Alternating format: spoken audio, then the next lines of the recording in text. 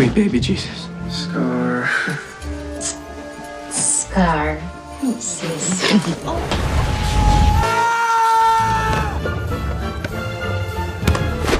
Watch yourself, big boy. I was kicked off the cheerleading squad. You're a baby gazelle. Welcome back sa PS Rewind. Balikan natin ang teen comedy film na 17 Again noong 2009. Subscribe for more. Noong 1989, ang gwapong binatang si Mike ay isa ng basketball star. Nagpa-practice siya bago ang laban saka lumapit ang coach para biruin siya na huwag masyadong galingan. May talent scout daw na manonood at ito na ang pagkakataon niya para makakuha ng college scholarship at magkaroon ng magandang kinabukasan. Magpipicture na sila bago ang laro pero pinapahintay niya ang espren niyang waterboy na si Ned. Pinagtatawanan man ito dahil batugan at laging binubuli ng iba pero kasangga niya lagi si Mike. Simulan na ng laro. Nagsisayawan na ang mga cheerleader, nagpabida si Mike at naglano na rin si coach. Nakita niya rin ang shota niya sa gilid na si Scarlett. Tinakbo niya ito at niyakap. Ginawa niya rin ang special shooting pose niya. Medyo balisa si Scarlett at hindi mapakali. Kaya binalikan niya ito para tanungin kung anong problema. Matapos ang ilang pangungulit ay sinabi rin ito na buntis pala siya. Medyo mabigat ito para sa kanila, lalo pa mga high school pa lang sila. Nagsimula na ang laro at tila nawawala na sa kondisyon si Mike. Natutulala siya. Sinisigawan na siya ng coach at ng lahat pero wala siyang ginagawa. Nang makita si Scarlett na lumabas ay iniwan niya ang bola na ikinagulat ng lahat. Saka tumakbo papunta kay Scarlett. Sinayang niya ang magandang kinabukasan niya at ang scholarship dahil hindi natuwa ang scout sa pinakita niya. Hinabol niya si Scarlett at sinabing hindi niya siya iiwan kahit anumang mangyari. Ayaw ni Scarlett na maapektuhan ang kinabukasan ni Mike dahil lang sa kanya. Kaya handa siyang magpakalayo pero nanindigan si Mike na ang anak nila ang kinabukasan niya. Yes naman. Naghalikan sila at natapos na ang diskusyon. Lumipas ang 2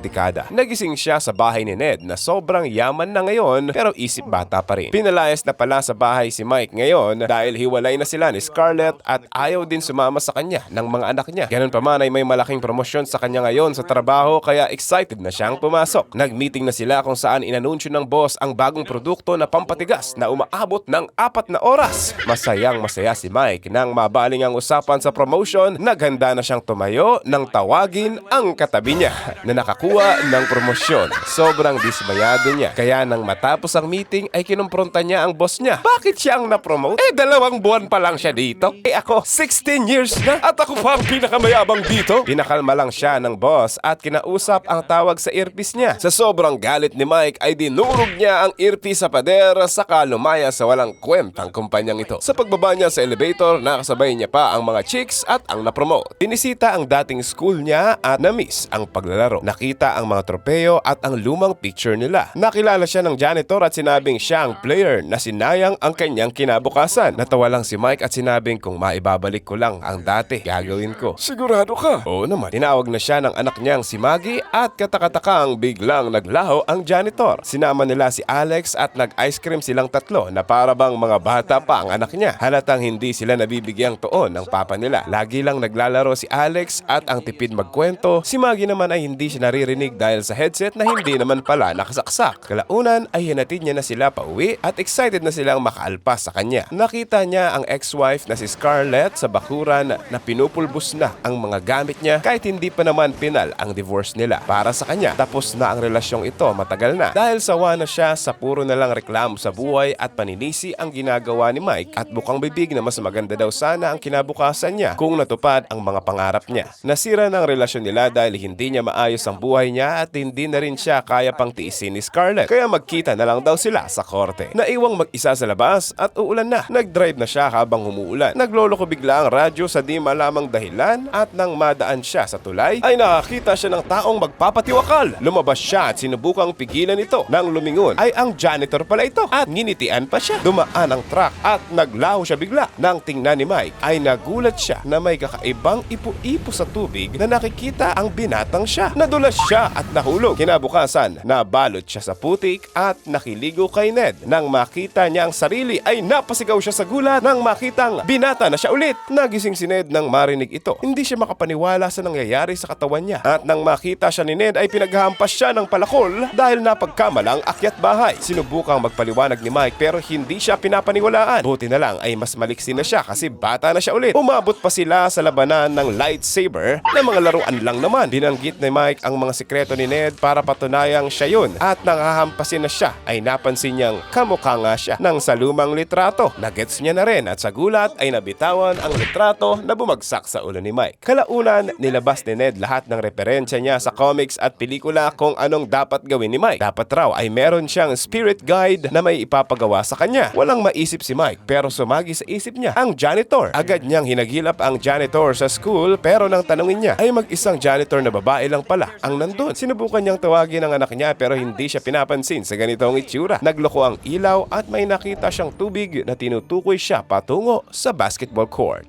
Tila alam niya na ang kailangan niyang gawin. Pag uwi niya ay sinabihan niya si Ned na i-enroll ulit siya. Mariing tumanggi si Ned pero kalaunan ay nasa principal's office na sila. Sumalubong na agad sa kanya ang bully na si Stan. Pagpasok ay na love at first sight na agad si Ned sa magandang principal. Salamat sa mga dinoktor niyang mga dokumento at natanggap agad si Mike sa school. Sinubukan pang dumiskarte ni Ned sa principal pero hinila na siya ni Mike. Nang lumabas sila ay pinagtatawanan si Mike dahil sa kakaibang damit niya. Kaya inaya siya ni Ned na mag-shopping. Kinabukasan, magarang kotse na ang dala niya at nagsuot ng mamahaling damit.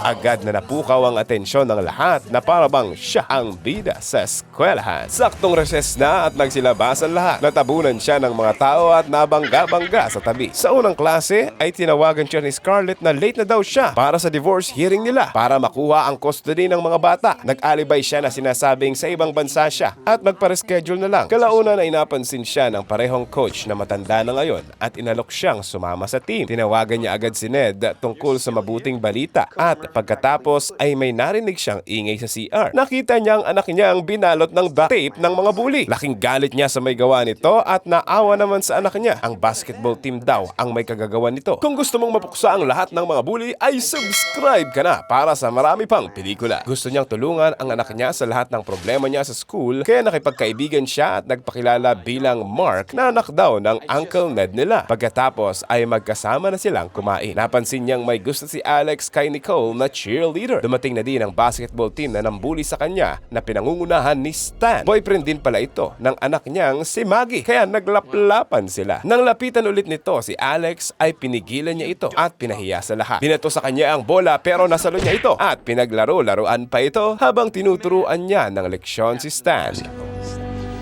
Give me all too well. No. Captain of the basketball team.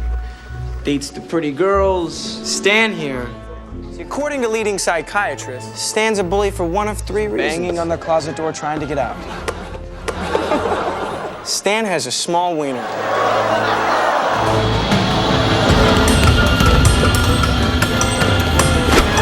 Don't hurt yourself, big boy. Umanga ang lahat sa kanya sa eskwelahan. Pakauwi niya ay grabing gutom niya dahil sa batang katawan niya. Nakwento niya ang nangyari at hindi siya natutuwa sa nakitang nangyayari sa mga anak niya at na-realize ang mga pagkukulang niya bilang magulang kaya naiintindihan niya na rin kung bakit sa kanya nangyayari to. Kailangan niyang tulungan ang mga anak niya. Pumunta siya sa bahay nila at nakitang nagpa-practice si Alex at napansin niyang magaling din ito. Nasabi niyang dapat siyang sumali sa basketball team. Saktong dumating na din ang ex-wife niyang lasing ngayon at nagpakilala si Mark. Nang makita nito si Mark ay pinisil-pisil pa ang muka dahil kamukha daw nito ang dati niyang asawa. Kinabukasan sa eskwela, pagpasok niya ay pinaghiwalay niya agad si Stan at Maggie na naglalaplapan. Sakto ang topic ng teacher ay ang pagpipigil sa sarili. Kaya ginatungan niya ito para paringgan sila Maggie na dapat talagang mapigilan ang mga estudyante lalo na sa pagbebembang. Kaso pinagtawanan pa siya ng lahat. Nagpatuloy ang teacher sa discussion sa pagtuturo ng safe sex at namahagi pa nga ng condoms para sa lahat. Kaya lubos na nabahala si Mike lalo pat kumuha ng marami si Stan. Hindi napigilang umalma ni Mike at sinabing hindi ako kukuha dahil dapat lang ako makipagtalik sa taong totoong mahal ko at pakakasalan ko at makakasama ko habang buhay kasama ng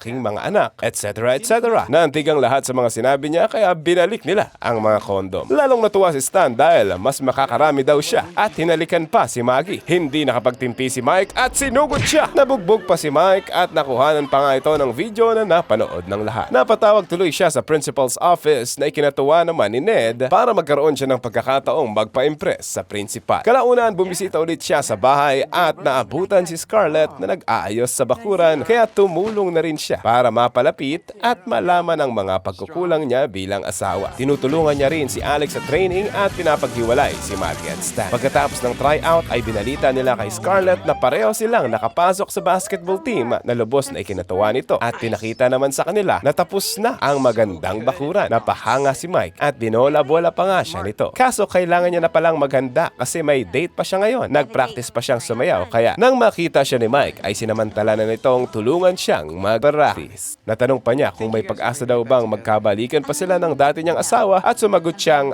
wala. Naabutan sila ni Alex at nandiring makita silang sumasayaw at sinabing dumating na daw ang date niya. Kaya inasar-asar pa ito ni Mike palayo pero tumuloy pa rin siya. Umalis din si Maggie at sumakay kay Stan na papunta sa party. Syempre hindi papayag si Mike kaya sinama niya si Alex. Hindi sanay si mahiyaing Alex sa mga ganito. Mahina ang loob pero si Mike ang bahala sa kanya. Pinalakas pa ang loob niyang lapitan ang crush niya at magpakilala. Hinanap niya naman si Maggie kaso hinarangan siya ng mga chicks na gustong akitin siya. Pero pinangaralan niya pa nga ito na parang siya ang tatay nila na dapat sila magkaroon ng respeto sa sarili. Pero hindi siya pinapakinggan at lalo pang naaakit sa kanya. Kaya iniwan niya na sila. Samantalang si Alex naman ay grabing nervyos sa awkward na usapan nila ni Nicole. Nasunog pa ang pants niya at nagskandalo. Nakita niya rin si Maggie at natanong ito kung anong nagustuhan niya kay Stan. Pero wala itong pake dahil magsasama pa nga daw sila sa isang bahay pag college na sila. Nasabi ni Mike na hindi ko hahayaang mangyayari yun. Kinabukasan, araw na ng laro. Nandun din sina Scarlett. Kailangan nilang humabol pero ilang segundo na lang ang meron sila. Bad trip pa siya nang makitang nakikipaghalikan si Stan kay Maggie. Gumawa siya ng paraan para makailang puntos. At sa huling pagkakataon ay imbis na ipasa kay Stan at sundin si Coach, ay pinasa nito kay Alex na siyang nagpapanalo sa kanila. Nagkasiyang lahat, dismaya din si Stan dahil hindi siyang bida. Kinongratulate naman si Alex ng crush niya. Pagkatapos ng ilang pagtatangka at kalokohan, napapayag na rin ni Ned ang principal sa isang date. Basta, ititigil niya na ang mga kalokohan niya. Nang malaman ito ni Mike, sa tuwa ay nag-anunsyo siya na magpapaparty siya sa bahay ngayong gabi.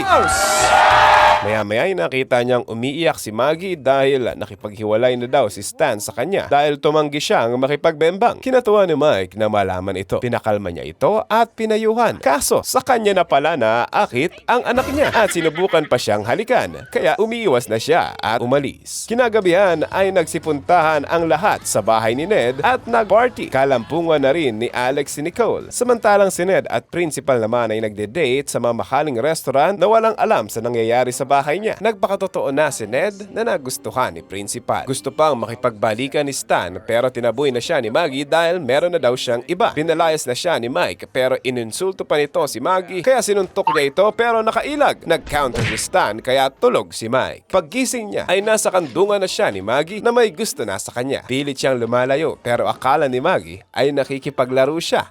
And you're a baby gazelle. Sinabi niya na lang na meron na siyang ibang jowa para lang iwan siya ni Maggie. Si Ned naman ay sumakses na at makakaskor sa principal dahil pumayag itong sa bahay niya magpapasarap sa gabi. Magulo na ang party at pinaglaruan ang mga koleksyon ni Ned. Dumating din si Scarlett at hinahanap si Alex kaya sinamahan siya ni Mike. Nakita nilang nakikipaghalikan na ito kay Nicole na ikinatuwa ni Scarlett dahil nagka-girlfriend na ang anak niya. At dahil ito sa pagiging mabuting halimbawa ni Mike. Nice one! Medyo lumalalim na ang usapan nila at hindi napigilan ni Mike na halikan si Scarlett. Nakita din ito nila Maggie sa sobrang gulat. Sinampal siya at umalis. Umamin na siya daw talaga ang dati niyang asawa pero hindi naman siya pinapakinggan at pinagkamalan pa siyang manyakis. Kaya nasampal pa siya ni na Maggie and friends. Dumating na rin si Maggie na sobrang dismayado sa naabutan. Pinalayas niya ang lahat. Buti na lang kasama niya ang principal. Kaya muntik pa siyang makascore sa principal. Nagsorry si Mike kay Ned kaya pinagsasampal niya ito. Kinaumagahan nawawalan na ng pag-asa si Mike sa misyon niya. Pero naalala niyang ngayon pala ang hearing nila sa korte. Baka may pag-asa pa siya. Agad silang umalis at gumamit pa ng wangwang para makaabot sa korte. Pagdating nila ay ang dami pa nilang kalokohang pinagagawa. Kaya pinalabas na sila ng judge. Nagpumilit si Mike na may sulat daw siya galing sa ex-husband ni Scarlett. Gusto itong marinig ni Scarlett kaya binasa ito ni Mike mula sa puso. Mula nang makilala niya si Scarlett at kung gaano niya ito kamahal. Humingi siya ng tawad dahil sinisisi niya ang lahat kay Scarlett, ang lahat ng mga kabiguan niya sa buhay. Ayaw niyang makipag-divorce at mahiwalay sa kanya, pero kung ayaw niya na ay papalayain niya na siya. Napaluha si Scarlett nang marinig ito. Pinalabas na siya ng judge at iniwan niya ang papel. Humiling si Scarlett na ipagpaliban muna ang divorce at nang silipin niya ang papel ay address lang palang nakasulat dito, kaya tila naiintindihan niya na ang nangyayari. Kalaunan, tanggap na ni Mike na mas ikabubuti na ng pamilya niya kung wala siya, kaya nawalan na rin siya ng pag-asa at ipagpatuloy na lang ang scholarship na pangarap niya dati. Samantalang si Scarlett naman ay tiningnan ng dating picture ng asawa at kamukha nga ng binata. Nakita niya rin ang sulat sa duyan ng pag-sorry ni Mike. Araw na ulit ng laro. Tulad ng unang senaryo, lumapit si coach at sinabihan si Mike na may scout na manonood na magtutupad ng pangarap niya. Na-picture ulit sila at dinaluhan ito ng lahat para manood. Nang magsisimula ng laro ay pumasok na ang mag-ina. Nagkatinginan sila ni Scarlett at pinakita niya ang shooting pose na nakilala ni Scarlett, kaya nagets niya na ang nangyayari. Hindi niya na ito kinaya kaya tumayo na siya at naglakad papalayo. Pamilyar na sa kanila ang ganitong sitwasyon na gumugulo sa isipan ni Mike. Ano ba ang pipiliin niya? Nakikita niya sa gilid na lalabas na si Scarlett. Ang coach at ang lahat ay nagsisigawan na gaya ng una, pero tulala pa rin siya. Kailangan niya nang magdesisyon, kaya mas pinili niyang ibigay ang bola kay Alex at hinabol niya si Scarlett. Makikita din ang janitor spirit guide na pinapanood siya at nakangiti. Pinagpatuloy ni Alex ang laro. Hinabol ni Mike si Scarlett at habang tumatakbo siya ay nag-iba ang paligid niya na pinasukan niya ang isang malakas na liwanag sa isang iglap. Nagkita sila ni Scarlett at nalilito sa nangyayari. Bumalik na sa dating anyo ang asawa niya at sinabing anuman ang mangyari ay siya at siya pa rin ang pipiliin niya at gustong makasama habang buhay nang walang pagsisisi na. Yun pala ang kailangan niyang matutunan sa nangyari. Nagkabati na sila at naggalap-lapan. Salamat kay Alex dahil naipanalo niya ang laro. Magkasama ng mag-asawang umuwi. At sa credit scene, nakita ang principal sa higaan ni Ned na nag-aanuhan na sila. Nag-retire na pala si coach at si Mike na ang papali. Anong aral ang natutunan mo sa pelikulang ito? I-comment mo nga ang gusto mong i-rewind namin next. Subscribe para sa marami pang masasarap na recap.